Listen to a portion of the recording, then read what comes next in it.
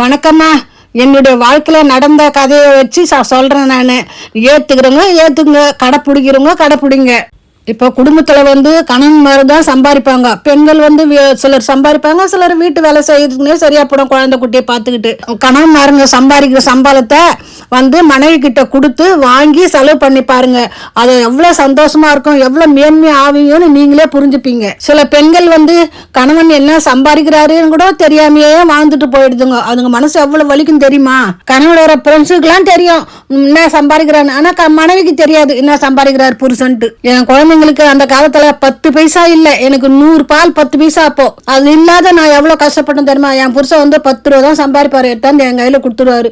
நான் தான் குடும்பம் நடத்தினேன். இன்னைக்கு நான் நல்லபடியா நான் மேன்மையா இருக்கிறேன்னா அது என் புருஷனோட மனசு தான். அந்த மாதிரி கணவனுங்க மனைவி கிட்ட கொடுத்து மனசார குடும்பம் நடத்துங்க. அதே மாதிரி மனைவிங்களும் கணவனை ஏமாத்தாத குடும்பம் நடத்துங்க.